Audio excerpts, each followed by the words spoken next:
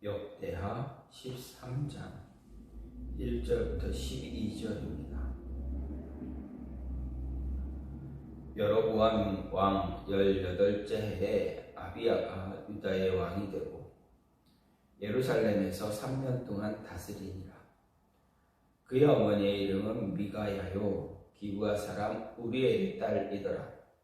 아비야가 여로보암과 더불어 싸울세. 아비야는 싸움에 용감한 군사 30만 명을 택하여 싸움을 준비하였고, 여로보암은 큰 용사 80만 명을 택하여 그와 대진한지라.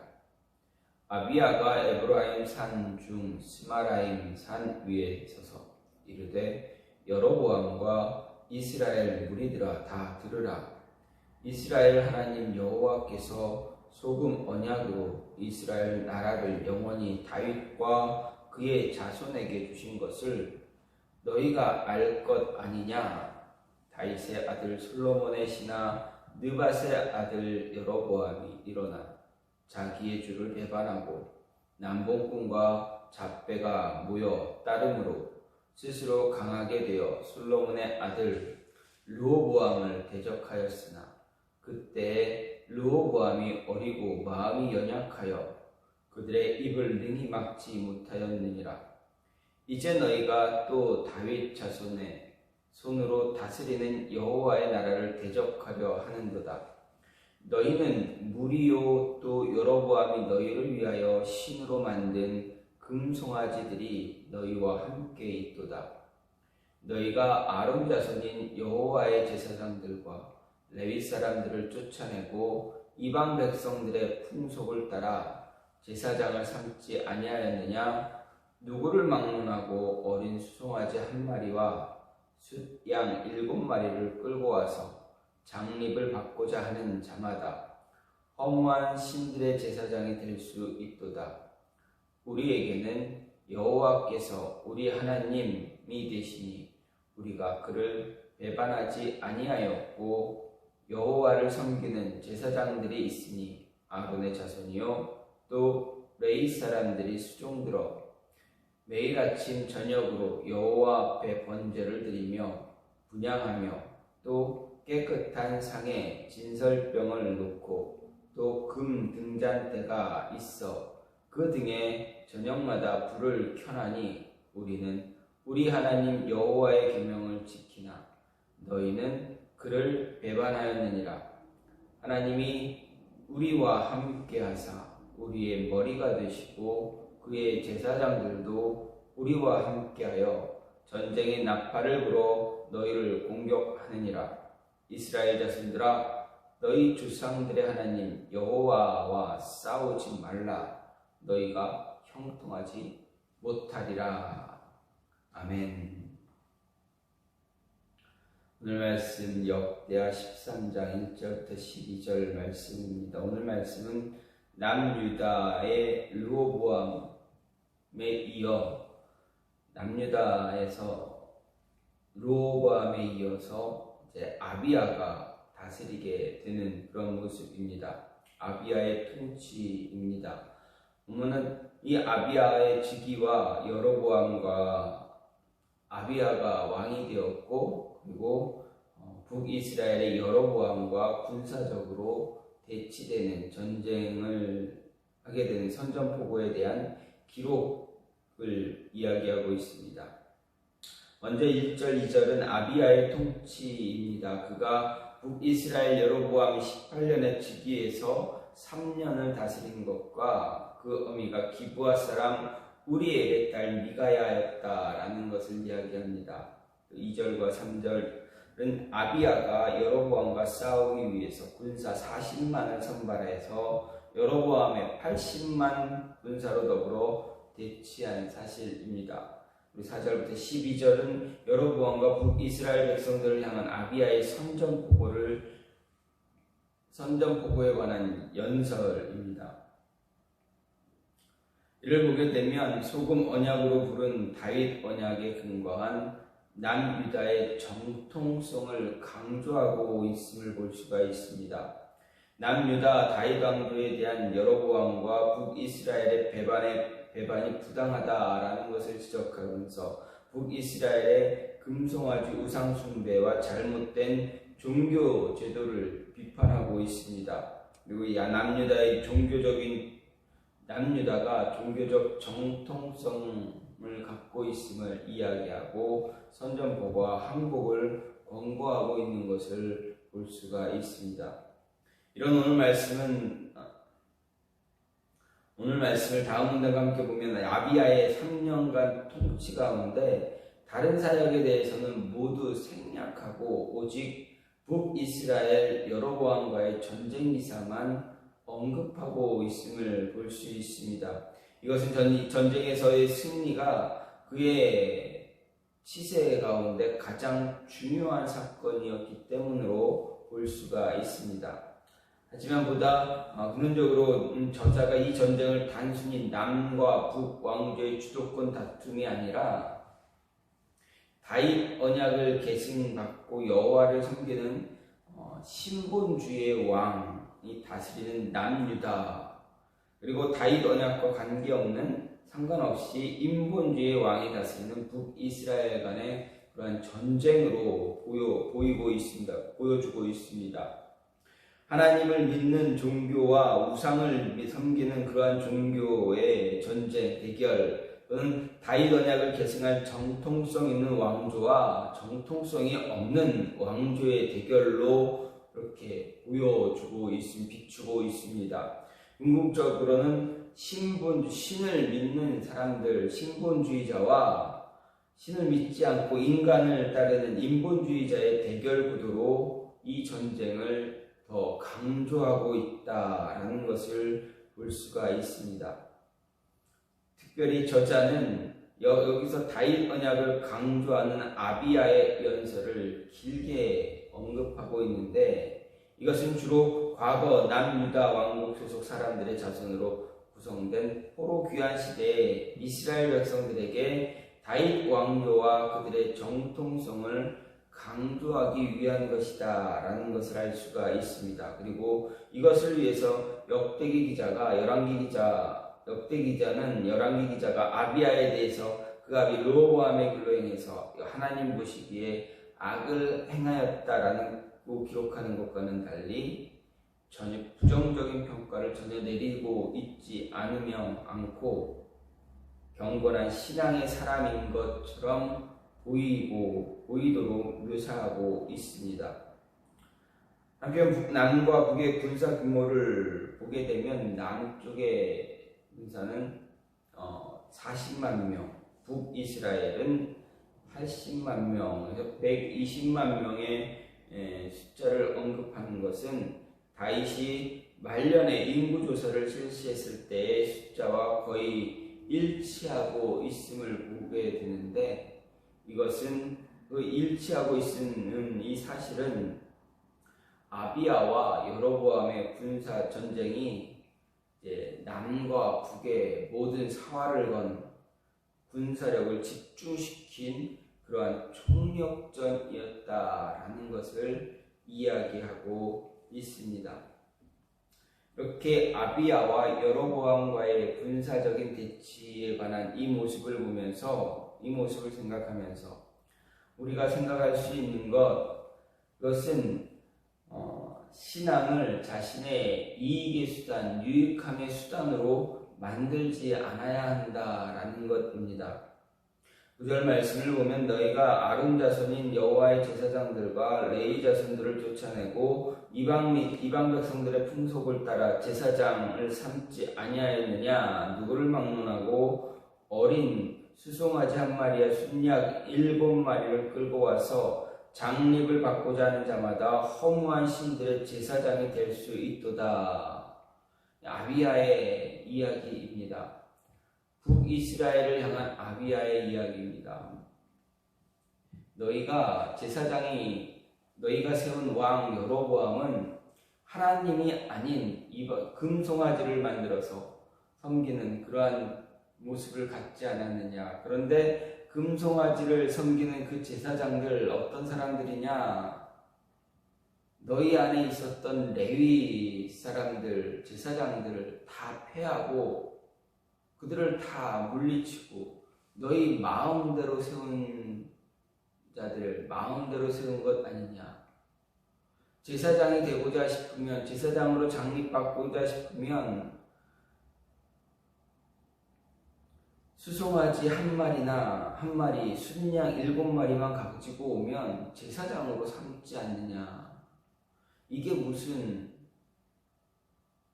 제사장이냐? 이게 무슨 신을 위한 제사를 드리는 사람의 모습이냐?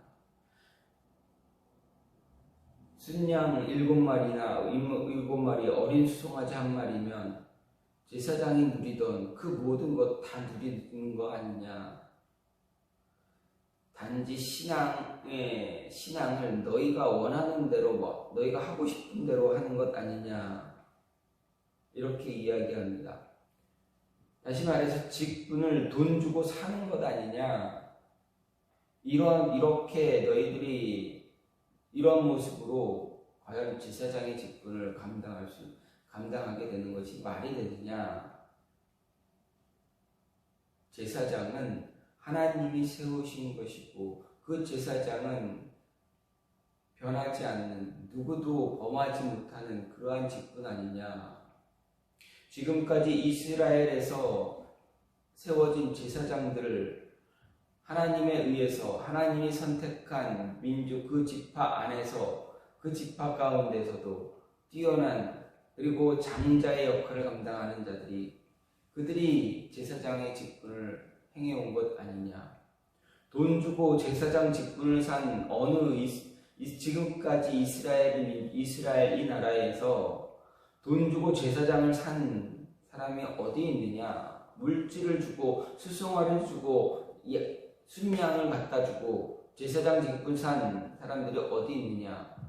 하나님을 섬기는 사람들 가운데 그렇게 제사장의 직분을 산 제사장의 직분을 가진 자가, 취한 자가 누가 있느냐? 이러한 모습, 이러한 이야기입니다. 신앙을 자신의 유익함을 갖기 위해서, 어떤 이익을 얻기 위해서 신앙을 이용한 사람이 신앙을 이용하는 것이 그게 말이 되느냐 하는 이야기입니다. 그렇습니다. 하나님 이스라엘의 역사를 보게 되면 그 누구도 제사장의 직분을 돈 주고 사지 않았습니다. 자신의 이익을 위해서 자신의 그 제사장의 직분을 남용하지 않았다라는 것입니다. 물론 훗날 이 시간이 지나서 타락한 이후 남과 북이스라엘, 남유다가 포로로 끌려갈 때, 그만큼 타락했을 때, 그때 모습을 보면 제사장들이 자신의 직분을 이용해서 불이한 이득을 취하기도 했습니다. 그러나 그 직분만은 돈 주고 사지 않았다라는 것입니다. 직분을 통해서 부당한 이익을 취한 것 때문에, 그러한 타락의 모습을 보였기 때문에 나중에 하나님에 의해서 징계를 받고 심판은 받지만 그래도 그 직분을 돈 주고 물질로, 순양으로, 수송아지로 사는, 그러한 장립을 받는 그러한 모습은 없었다라는 것입니다. 아비야는 북이스라엘의 사람들에게 이렇게 이야기합니다. 너희의 신앙을 돈 주고 살 수 없다. 물질을 가지고 너희의 신앙을 사는 그것은 바른 신앙의 모습이 아니다. 하나님의 언약이 너희에게 있는 것이 아니라 우리에게 있는 것 아니냐.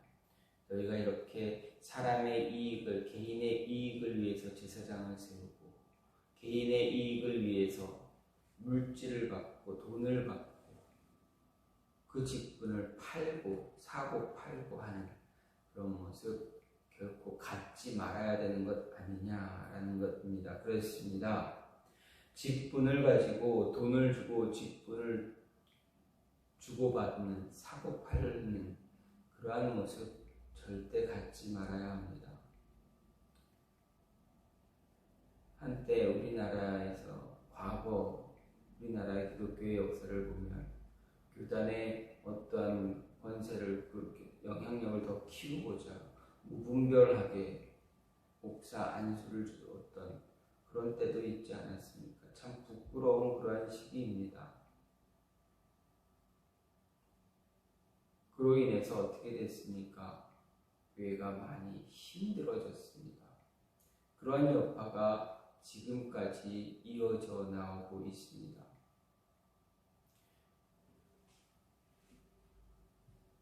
교단의 세력을 어떤 크기를 더 확장하기 위해서 무분별하게 이제 자신의 이익이 자신에게 유익하지 않으면 교단을 탈퇴하고 다른 곳으로 다른 교단으로 옮기고 이러한 모습 같지 않습니까? 참 부끄러운 그러한 모습입니다.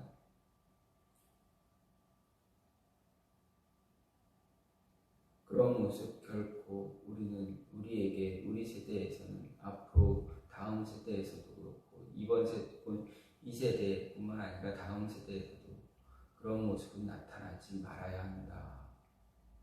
하나님의 말씀에 정말 목숨 걸고 말씀에 순종하는 그러한 모습을 가져야지 하나님에 의한 그러한 모습이 그러한 교회가 그러한 그리스도인이 되어야지 내 유익을 위해서 내 이익에 의해서 신앙생활을 하거나 믿음생활을 하거나 또한 모습을 갖는다는 것은 하나님께서 기뻐하지 않는 그러한 모습이다라는 것 잊지 말아야 합니다.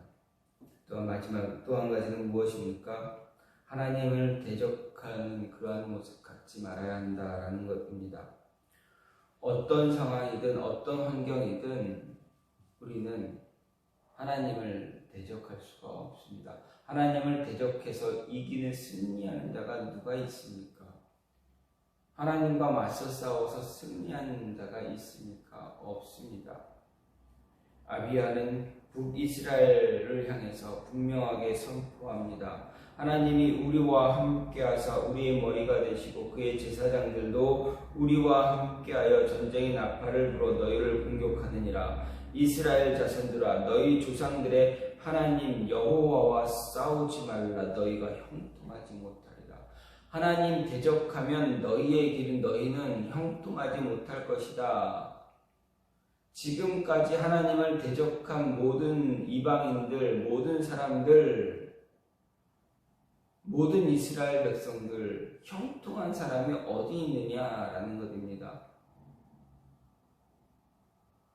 하나님이 이스라엘을 이끌어내셔서 애굽에서 불러내셔서 가나안 땅으로 인도하시고 그 가나안 땅에서 살게 하시면서 지금까지의 모습을 쭉 보게 되면 어떻습니까? 하나님을 대적한 자들이 승리한 기록이 있습니까? 없습니다. 출애굽 당시에도 모세와 아론을 대적했던 하나님을 대적했던 고라 자손들은 어떻습니까? 하나님께서 그들을 심판하셨습니다. 이스라엘 민족을 괴롭혔던 이방 민족들은 어떻게 됐습니까? 하나님의 심판이 있습니다. 이스라엘을 가장 힘들게 했던 아말렉 족속에 대해서 하나님은 무엇라 이야기하셨습니까? 내가 그 민족의 씨를 말리겠다. 그때부터 출애굽해서 광야를 떠도는 그 순간부터 이스라엘과 아말렉은 어떻게 됩니까? 함께 공존하지 못했습니다. 하나님이 철저하게 아말렉을 쳤습니다. 여호수아를 통해서 광야에서 아말렉을 치시고 사울을 통해서 아말렉을 치시고 다윗을 통해서 아말렉을 치셨습니다. 그날 히스기야에 의해서 아말렉이 완전히 그 민족이 완전히 이제 제거되는 그러한 모습이 나타납니다. 또한 어떻습니까?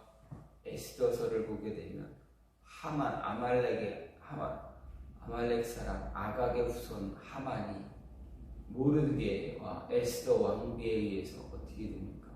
완전히 그 씨가 제거되는 그러한 모습 겪지 않습니까? 하나님을 대적했던 민족 에돔은 어떻습니까? 오바댜서를 보게 되면 에돔에 대한 하나님의 심판의 경고, 예언이 있습니다. 그런데 그 심판이 현실이 되었습니다. 그 민족 씨앗조차 남지 않고 다 철저하게 멸망당하는 그런 모습이 되어버립니다. 하나님을 대적한 자들, 하나님과 맞서 싸운 자들, 하나님은 철저하게 심판하셨다라는 것. 아비야가 그 이야기를 하는 것입니다. 따라서 어떤 환경, 어떤 상황이 다가오든 우리는 하나님을 대적하지 말아야 한다. 이 모습을 우리에게 가르쳐주고 있습니다. 오늘 말씀은 아비야가 북이스라엘 향해서 연설을 하는 그 모습을 보게 됩니다. 그 모습 속에서 그 내용 가운데 신앙을 자신의 이익을 위해서 신앙을 사용하는 수단으로 만드는 그런 모습 갖지 말아야 한다. 돈 주고 직분을 사고 파는 그런 모습 갖지 말아야 한다. 그리고 어떤 상황에서도 하나님을 대적하는 그러한 어리석은 자의 모습 갖지 말아야 한다라는 것을 우리에게 이야기하고 있습니다. 이러한 모습, 그래서 우리는 하나님을 대적하는 어리석은 자 되지 않고 돈을 주고 직분을 사고 파는, 그래서 우리의 신앙을 어떠한 유익의 수단으로 만드는 그런 어리석은 모습 갖지 말아야 합니다. 그런 모습이 저와 여러분 안에 있어서 더욱더 철저하게 믿음의 모습, 신앙의 모습을 간직하는 모습 갖기를 간절히 소망합니다. 이 시간 같이 기도하기로 하는 것은 하나님,